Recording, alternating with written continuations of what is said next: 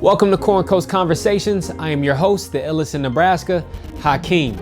I'm here to bring you content from all angles of life as a father, recording artist, entrepreneur, and CEO. I'm here to spark conversations from politics, conspiracies, music, culture, and current events. Join me on this journey through the lens of my human experience from right here in the Corn Coast. I'm excited to have you all along for the marathon.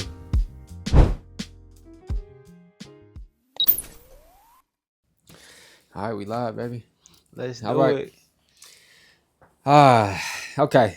Today I am joined by somebody I've known my entire life. My younger brother, the founder of Pizzomatic, which is essentially a vending pizza machine business that's breaking the mold.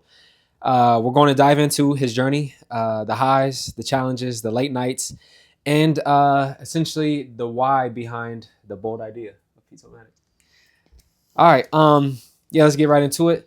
So let's rewind a little bit. Before Pizzomatic, what were you doing and what led to the genesis of the idea of Pizzomatic? Well, before Pizzomatic, I was out in Cali. Yep. So I always tell people California is a hustle culture. Mm-hmm. And so you basically get it by any means. The rent is too high for you to stay stagnant. Yeah. And so at a point in time, I was thinking I was making a decent amount of money. But the more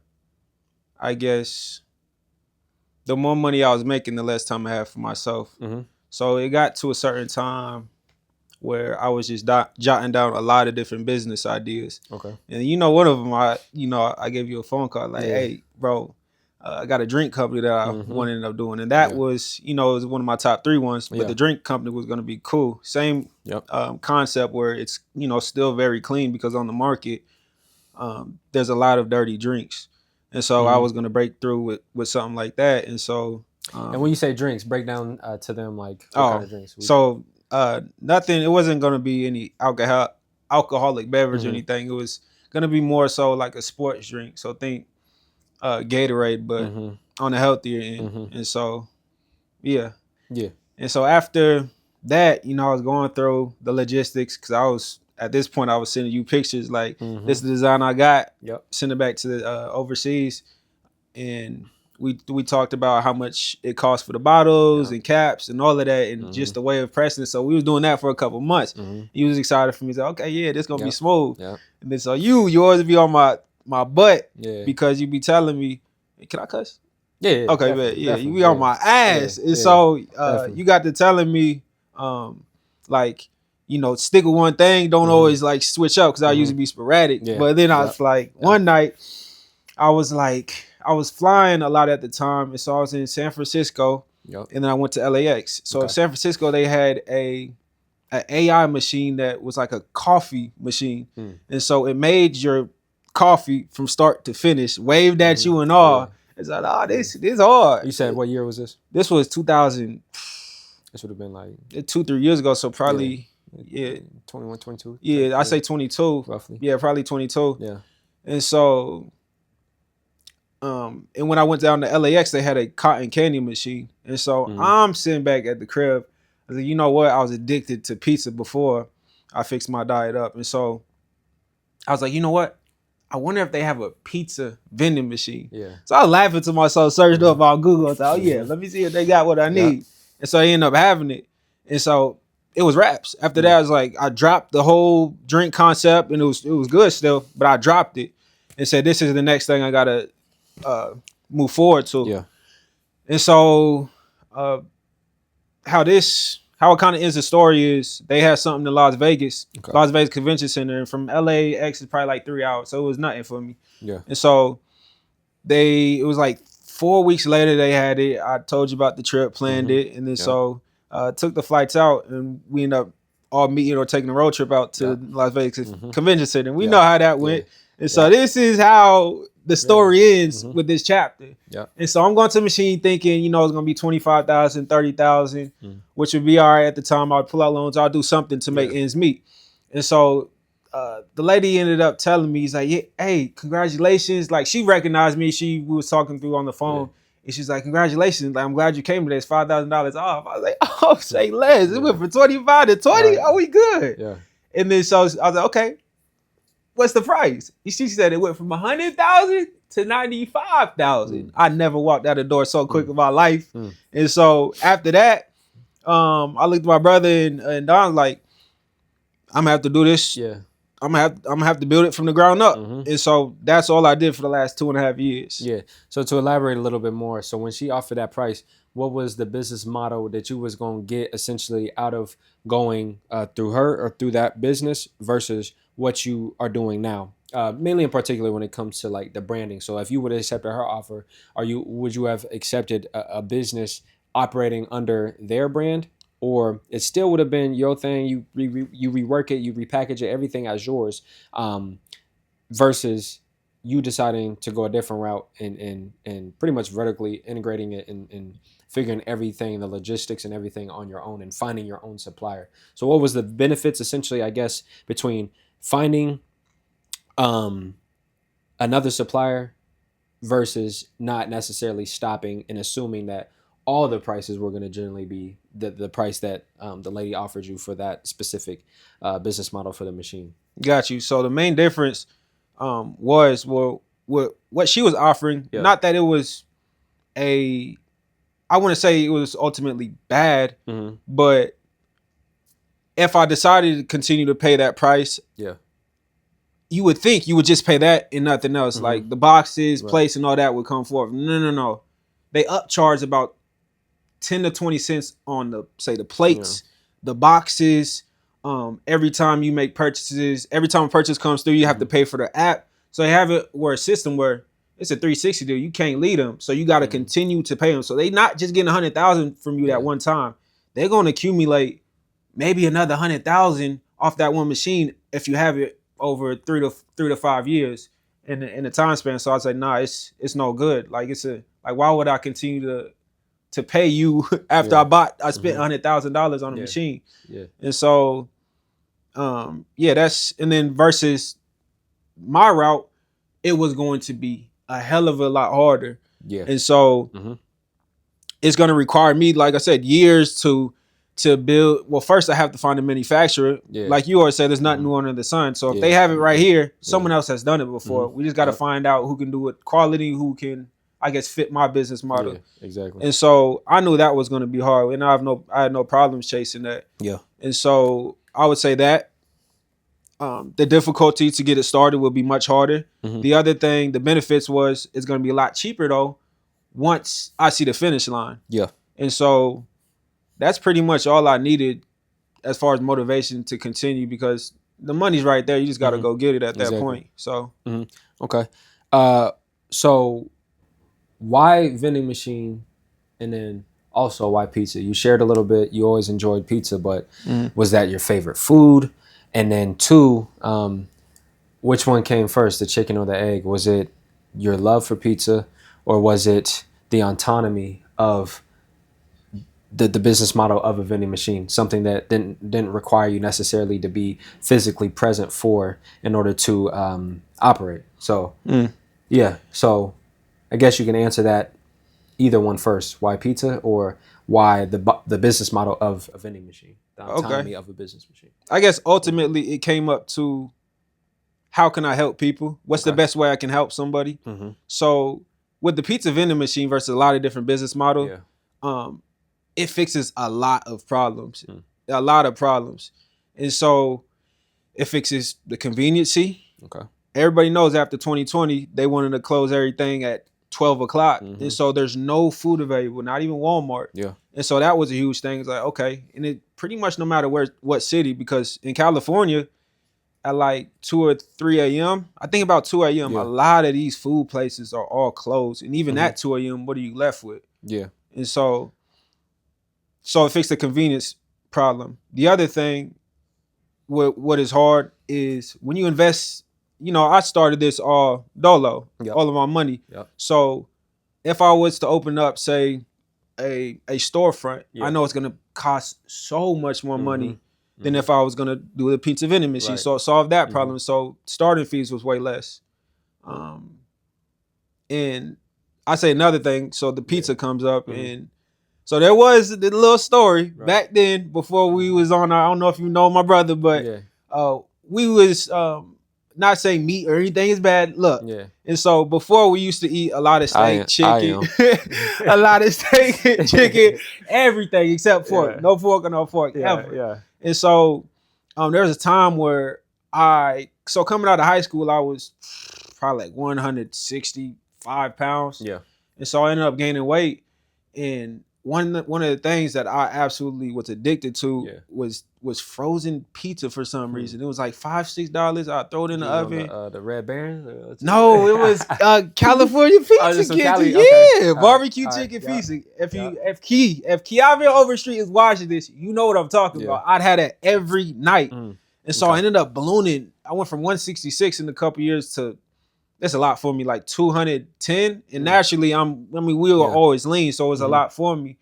And so once I figured out what was inside the pizza, the harsh ingredients, and what was actually doing to my body, it took that same day for me to went cold turkey on pizza. At the time it was sugar and a lot of the meats.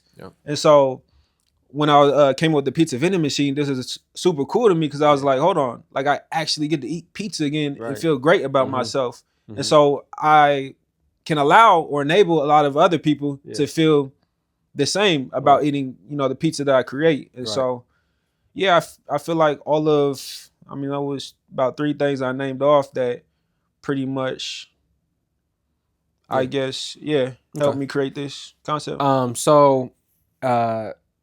Can you tell us a early childhood memory of essentially entrepreneurship or food that you think really was something that was maybe a splinter in the equation of the genesis of Pizzomatic?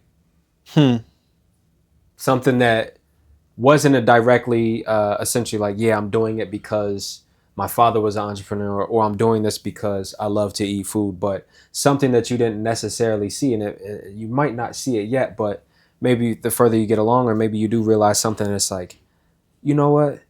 I was probably always meant to marry the two between entrepreneurship and food. Is there something there that, whether it is just a passion of loving the culinary arts of food and the importance of what we're consuming, what kind of went into the equation? So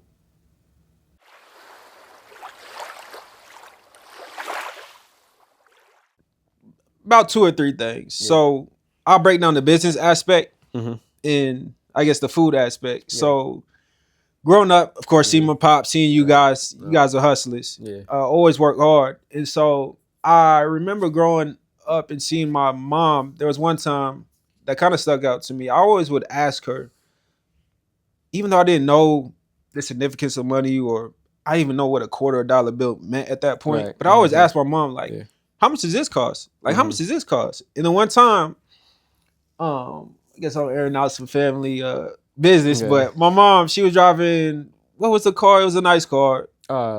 Which one? It was like a Mercedes or... Oh, yeah. What was that? A C-Class? I think. I can't think. I had to ask Pops, but nonetheless, it was a Mercedes. I think it was a C-Class. Yeah, it was something nice. We had no business getting that car. The living condition we were in was not good, but it made me question like how much does that cost? Because I see like how hard you guys are working. We barely seen each other, and so she would always tell me, no, like, don't worry about it and stuff like that. And so remember that, because that stuck out to me. So years going on, I would always just be very curious, like, how much does this cost? How much is this? Always see my mom and dad work hard, stressing, and I'm just like, dang, like, I mean, at a young age, I can see bills are tough. I can see life is tough for y'all.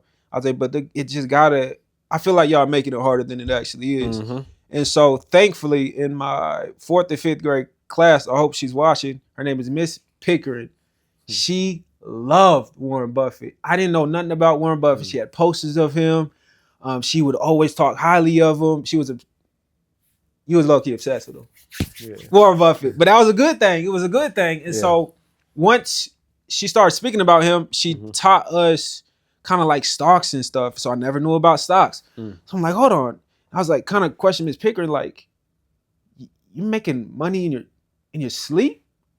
And then she was like saying, yeah, so there's stocks, he makes this much and millions and billions. I'm like, this dude is asleep and making this money. Yeah. And I couldn't believe it. Like I went home, damn near was like, Mom, Dad, like, have you heard about stocks? Do you know what the stocks? And of course they're not trying to hear nothing I'm saying, or they're looking the other way. And I just started thinking like, man, so I started doing more research. Yeah. And I was a teenager at the time, maybe 13, 14, 15, but I was like, I finally did enough research where I was like, okay, I get TD and Ameritrade. And then I can buy my first stock. Yeah. So I was super happy, signed up and everything. Right before I was about to sign up, I got an error. I was like, what? It's like you had to be 17 or something like that, 16 or something, in order to even open up an account.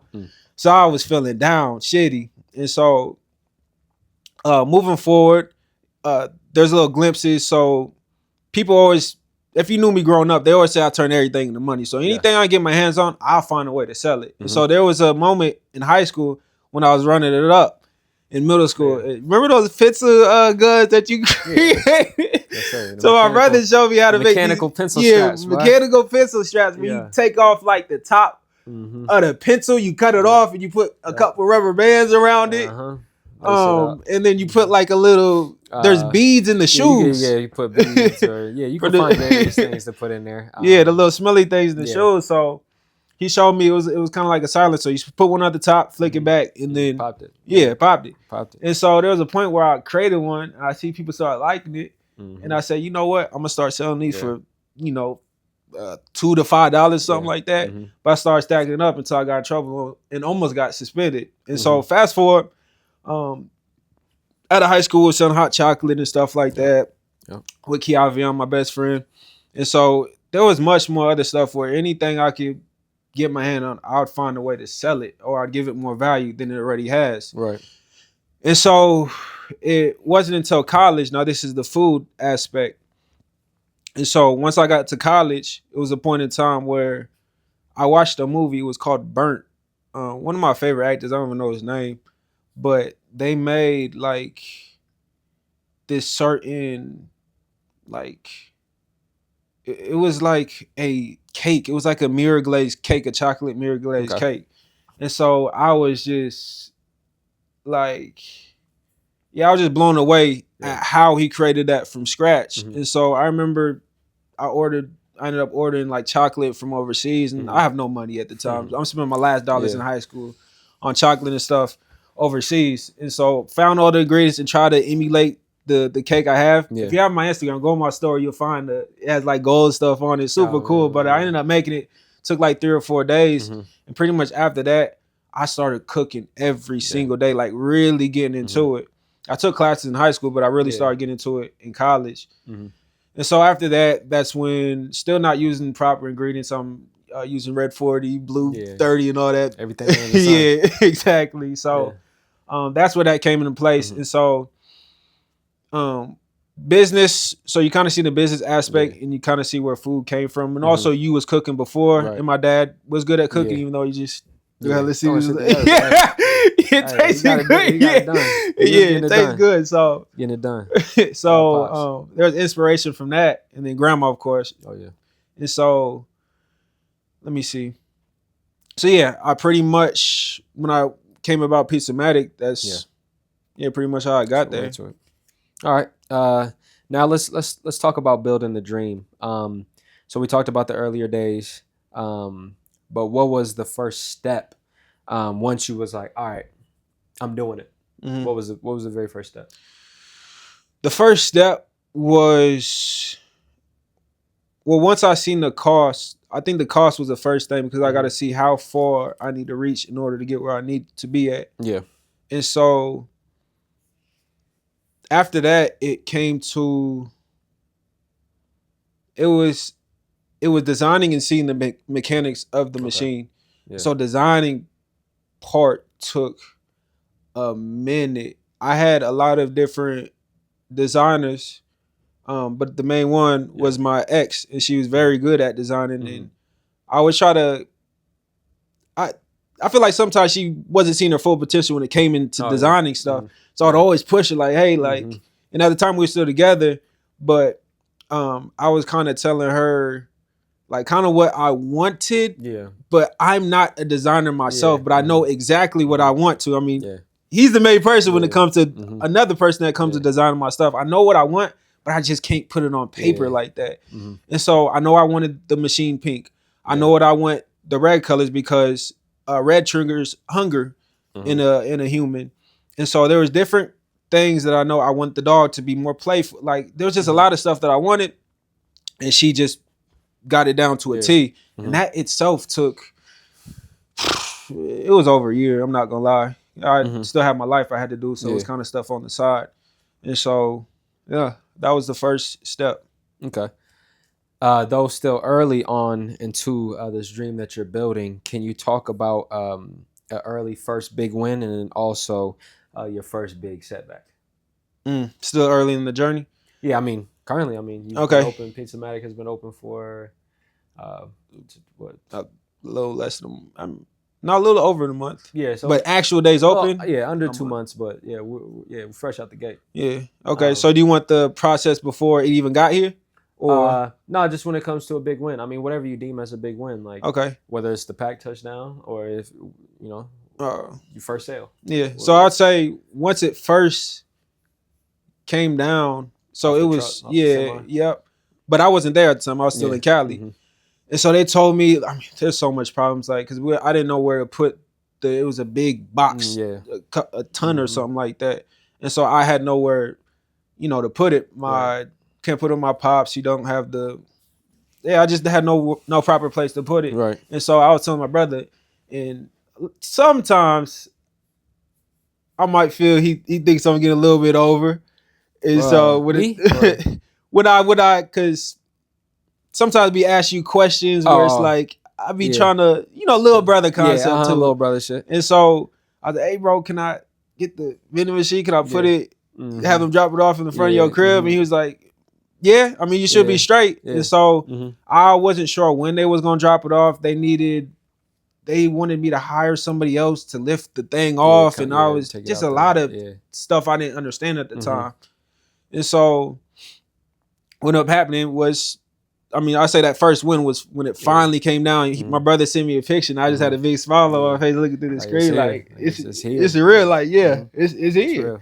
And so after that, I say my other big win was, so before I was even releasing, I went through 5 months, probably, maybe even 6.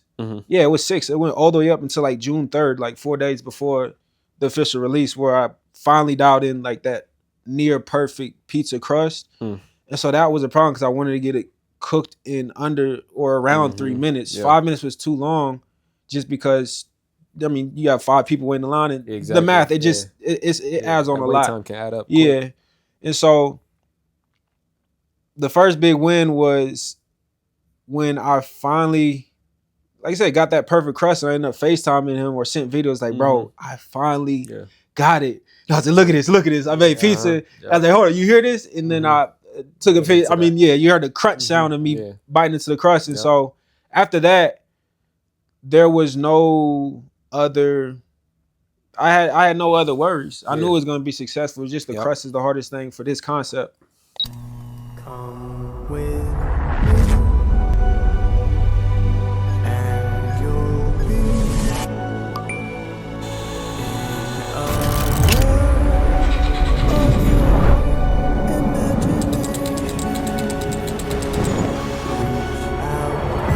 take your pizza.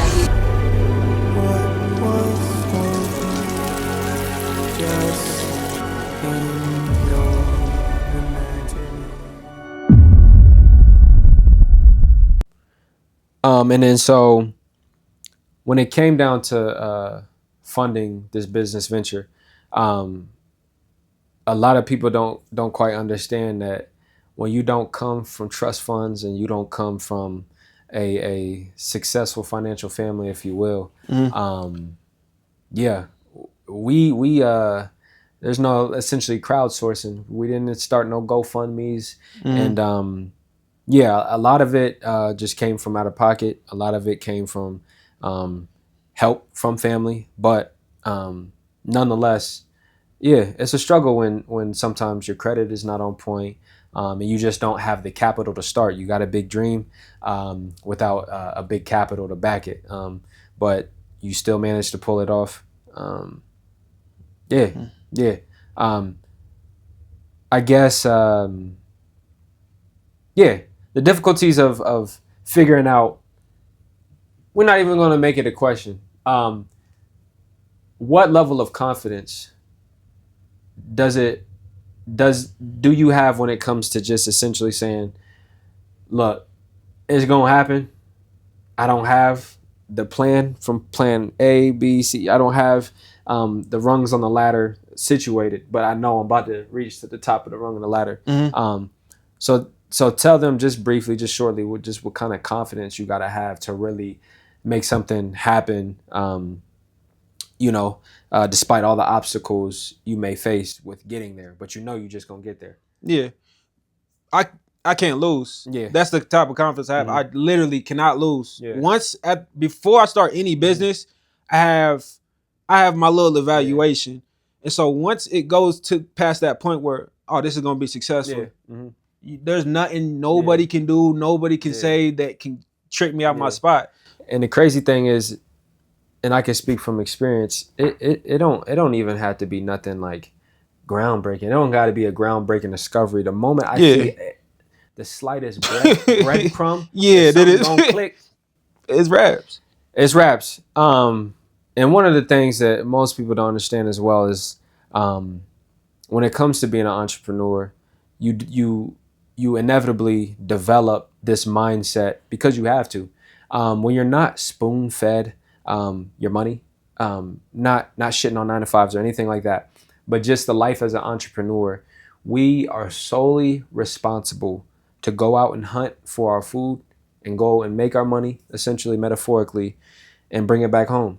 We're not showing up to a job, and all we have to do is just do these simple tasks or whatever task it may be, and then that paycheck arrives. The inconsistency, the fluctuation between the income and also the expenses is always unforeseen, and it's always that way. So, being an entrepreneur, there's levels to it, of course, but a successful entrepreneur that can scale a brand and business from the startup is nothing less than exceptional, and you did that. So appreciate it. Yeah, you did that. Got a lot farther to go. A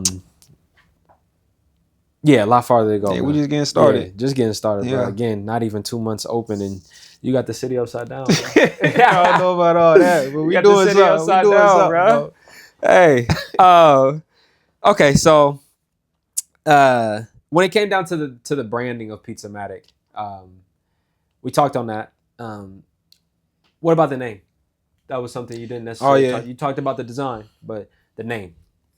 It had to be something straightforward. Right away, you know what it is. Yep. So it can't be something like the Pizza Monster or anything like that. It had to have some type of automation in it. And pizza, just straight to the point, straightforward. And so Pizzomatic only made sense. Got you. How would you say Pizzomatic changed you as a person? Ooh. As a young man maturing, the maturation of juice. So I say, so I've dealt with so I've been in places with customer service a lot. But this is different, because when I was working for a company, if they have something bad to say, it gets put off on the manager or boss or even the company itself.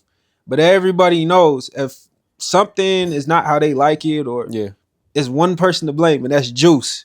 And so it changed me in a way where you got to have big shoulders. Now it's telling you, like, bro, like, I'm a perfectionist. I want everybody on the planet to know this pizza is it's just good. It's phenomenal. Right. And so when I would get some, like, so I'd have 90% of the people say positive things, and then it would be 10% worst pizza I've ever had. And I'm like, bro, hold on, they got to be like capping. It's really 5%. Yeah, but it feel like a hefty 40. Yeah, that's what like I was saying. At times, hey, I be trying to focus on the positivity, but them little negative comments, bro. I'll be the first to admit, it keep you up a little bit. They sting, bro. You have a million people telling you how much they love your product, your business, everything like that, but man, you let 2 or 3 people say something bad about you, it'll definitely have you reflecting a little bit. Even though you're confident as all outdoors about what you're standing behind. But it is. Yeah. You're not alone, bro. You're not alone. Just so that's a new thing for me. Just trying to let them not sink my ship. And so the first couple of weeks, I just had to get accustomed to it, and now it's pretty much whatever. Knowing you can't please anybody, like everybody, and that's for every business model. There's no such thing as a utopia, and so, have your goals changed since launching your business? Like, has it changed your trajectory in life? Like, obviously, you know where you want it to be, or you had this idea of what my life will look like, whether it's by age or really like more so your definition of success. Since opening Pizzomatic, has it changed your trajectory in the sense of accelerating that where you want to be? Or has it changed it like, maybe now that I've started this and I'm experiencing, this level of success, do you want to take your life in a different trajectory? Like, do you want to, does it change anything at all for you? Where you want to be and how fast you want to get there? Yes and no. So ultimately, like, my main goals remain the same. Yep. Like Hov said, no matter where you are, there you are. Yep. So I kind of am always the same person. I never wanted to ball out on fast cars or shiny things and stuff like that. And so my goals pretty much stayed the same, but as far as pace goes, I think I had to slow it down because good things take time.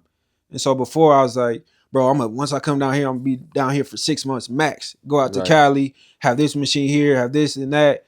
And so it didn't work that way, and I was beating myself up. But you were telling me, like, bro, like, it's just gonna take time at first. Then once you get to that level of scaling, there's no roof.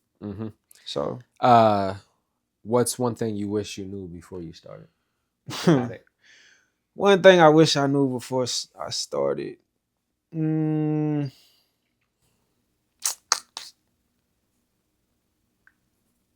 thing I wish I knew before I started. That's a good question. We go back to that one? Yeah, we can come back. I'll circle that. We're going to hop into another segment. The family angle. One unique thing about this episode, which is episode 1 of season 2, is that Juice being my brother, we can talk a little bit about how family played a significant role in just the mind of the creation of everything that Juice essentially creates. So we kind of touched a little bit on kind of just minor roles that it played, but how has our relationship evolved as you stepped into a business role? You mean yours? Yeah. From the conversations that we've had prior versus what we have now as 2 very busy businessmen operating in different spaces, but fundamentally the principalities and the things we have to do haven't changed. Got you. It reminds me of like yin and yang. Yeah. So we are, I guess, the same just as much as we are opposite. Yeah. And so because you are doing your own thing and I'm doing my own thing, I wish we could. I mean, eventually we're going to join forces. Yeah, it's definitely and when it does, y'all go ahead and just stay inside. Y'all go. Hey, when me and bro finally go in on a business venture, go ahead and stay inside. Go ahead and stay inside. That's all I can say. But yeah. So I mean, so I would say our relationship has gotten much better, and I guess more. I'm not. I want to say serious, but what is the word I'm looking for? That's not punctual. It's just I don't know. Every conversation we have, it has to have a purpose essentially, and so I would just say that's the major change. Like we just got, and we was always been serious, but what's more about the future? Yeah, the focus is a little sharper. Yeah, the conversations are more purposeful, more intentful. Yeah, intentful. That's what I was looking for. Yeah, moving with intention. Every move counts. In the game of life on this chessboard. So yeah, we often, if we're talking, we're strategizing. If we're talking, we're building. If we're talking, we're refining. Yeah.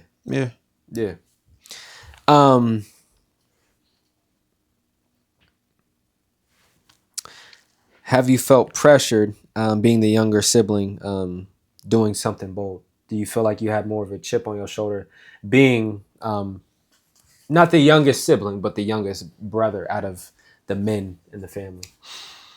I actually feel like I have less of a chip on my shoulder. Okay. Yeah, I feel like I have a less chip on my shoulder. That? That's just because, in a I don't know what it's called, a wolf, a pride, or what is the wolf? A pack. Yeah, a pack. The older one is supposed to basically lead. And so really I can have, more slip ups or more fuck ups. And so I didn't get much pressure from that really. Yeah. I would agree in the sense of you do have the leisure of being the younger. Yeah, because I just use that as the baby brother. Because anything, he's just, like I said, pestering me or asking me about something, borrowing my shit, asking for tools and shit. It's just like, if he was like my older brother, it'd have been a lot different. Like, but since it's baby bro, it's just like, bring my shit back, bro. But I know it's not coming back. You know what I'm saying? But it's just like, hey, what you want? It's little bro. Like, little bro gonna do what a little bro gonna do. The vision ahead. What's next for Pizzomatic?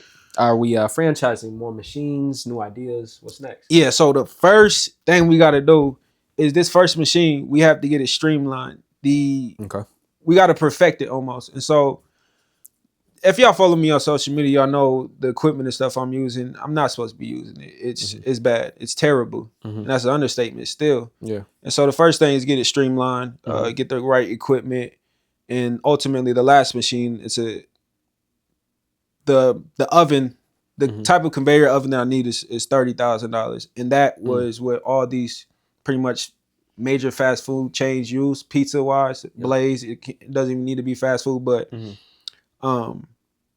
after that upgrade, then it's pretty much franchise mode because I can produce thousands on a day. So it's actually going to be the ATM that never runs out of dough. Yeah. And so after, so do you want time frames too? Is what I'm thinking, or not so much of it? Okay, so after that it'll be franchise. So my goal is to have it in every state. Fuck it, even Alaska. Right. And so I don't want to. I'm not stopping. And then ultimately, I'm definitely going to end up selling the business. Okay, so you got to exit.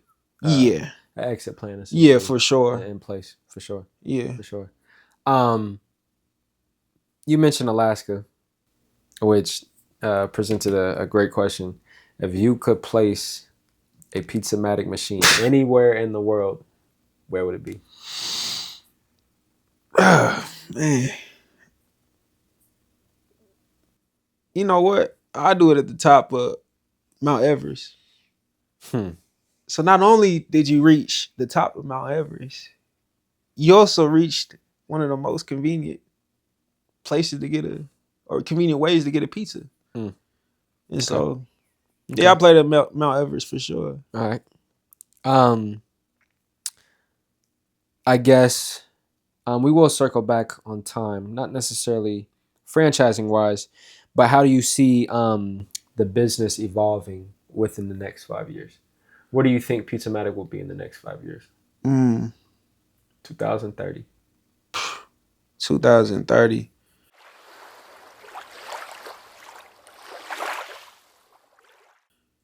with how life is moving, with robots taking over and stuff like that, I mean, I can imagine what kind of upgrades that pizza machine would be getting. But I can see it up there with these other major corporations, but fighting the good fight. Yeah. So yeah. Do you think this is your lifelong venture or stepping stone? I know you mentioned that you had, an exit plan for Pizzomatic. Do you have an idea of what you'll do after you sell Pizzomatic? If you do? Yeah, so is it on to the next business, or is it enjoying the fruits of your labor? Obviously, as men, it's always our obligation and just fulfillment to be fruitful in anything that we do. But when it comes to the type of work, what do you think that work will look like? Yeah, so it's hard to predict because when I go into business, it's just depends on what the state of the economy is like, and it's just hard to predict AI. Like it's moving so fast. Like 2 years ago, I remember talking to you about getting into what was it? It was a digital, social media marketing, marketing, agency and stuff like that. But let's be honest, you don't need nobody. You can literally use AI and it solves all your problems. So that's out the window. There's a lot of different things where it's going to replace, and so it's like, even in 5 years, would I even sell pizza? Yeah. Would I even sell Pizzomatic for the fact that food is not gonna be replaced? Yeah. So is that the safest bet? Because all these other jobs we don't replaceable. Yeah, we don't need you. Gotta eat. Yeah. Get AI to do it. So yeah, what do you want your when it's all said and done, whether you sell it or you continue to scale it to a place that you beyond your wildest imagination, at the end of the day, what and who do you want Juice to be known as? What legacy do you want left behind?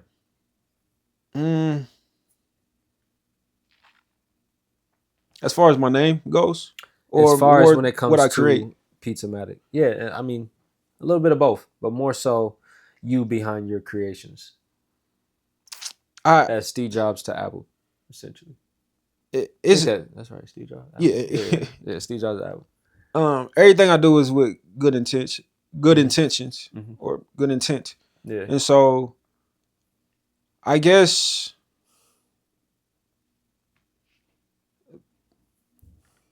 I want people to know I'm fighting a good fight. Like, I grew up with a lot of negativity, and I had a lot of people snake me, cross me out. And I dealt with a lot of bad people.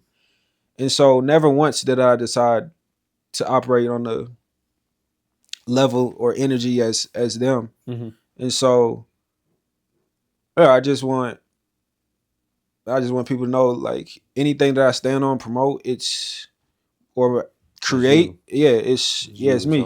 Yeah, it's okay. And then the closing segment, we're gonna shoot out a couple rapid questions. Your biggest fear when starting. What was your biggest fear, if you had one? Starting.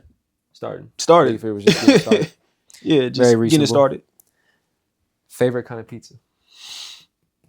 Back then, it was a barbecue chicken pizza. Barbecue chicken. Yeah, you stand on that. Yeah. Who had your favorite barbecue chicken pizza? Is it a place or just you making it? It was a frozen California Pizza Kitchen. It was a good or reliable. $5 get the job done. Do you remember the brand? Yeah, California Pizza Kitchen. Yeah, they had the frozen section. Yeah. Not that it was the greatest pizza. I know there's plenty of other barbecue chicken pizzas better, but that's what I was rocking with. You said California brand? California Pizza Kitchen. It's a popular brand of it. Got you. Yeah. California Pizza Kitchen. If you guys... That was the frozen pizza. If you guys stumble upon this video, the brand that you're talking about. Yeah, let me know. Maybe comment. Comment in the section. Comment. It would be a beautiful full circle moment. Obviously, anything that you do as a brand, business, whatever, you never really realize the impact that you may have on an individual. As big as that brand is, selling pizzas, created Pizzomatic, essentially, was a part of the part of the process. What's one book or one resource that that you could say played a significant role in either Pizzomatic or just you as an individual or a businessman? The Subtle Art of Not Giving a Fuck. Mm-hmm. Yeah, one of the greatest books ever. If you haven't read it, go check it out. Best compliment you received on behalf of Pizzomatic? When people notice the quality that's going into it, okay. I like that a lot because I took time to source these high quality ingredients and put my foot in to the thing. Yeah. So I always enjoy those type of comments. Okay, what word would you describe that would fit best to describe your journey so far? One word. Yeah. Man, let's test my vocab, man. So, yeah. Go back to that. Okay. You got, yeah. We'll also circle back. To the one before. Yeah. So, what's it? What's one thing you wish you knew before you started? I believe it was that one. Yeah, it was that one. Yep. Yeah. So yeah, what's one thing you wish you knew before you started?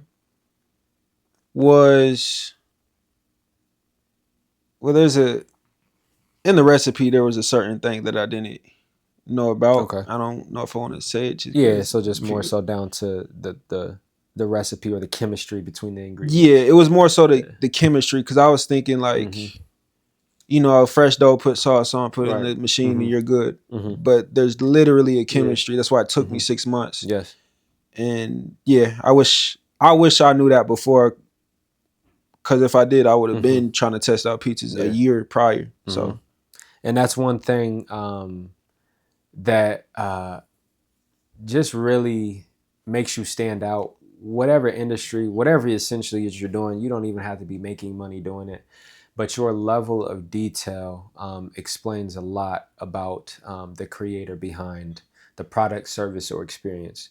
And that's something I prize myself on, and that's something I really look to first and see first when it comes down to me purchasing something, going to something for an experience, is the level of detail that was put into something. I'm a nerd about that, and I think that is something incredibly important when it comes to creating a product or service. And you definitely have that down. Have that down packed. And that is something that you all can look forward to experiencing when you get a pizza from Pizzomatic. Real quick, what routines helped you stay focused the most? What routines or habits can you say played a great part when it came down to the produce of your success?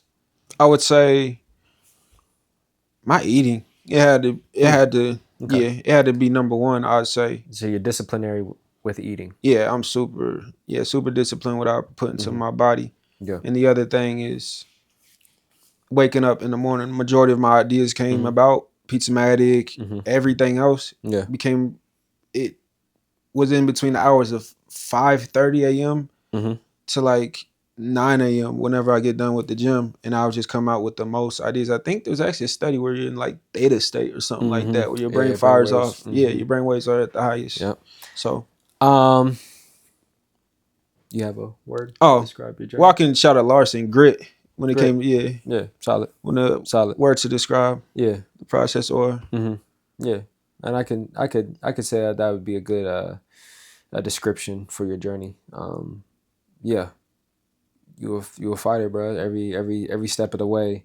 When you run into an obstacle, you always figure it out. So yeah, you gotta have grit in order to do that.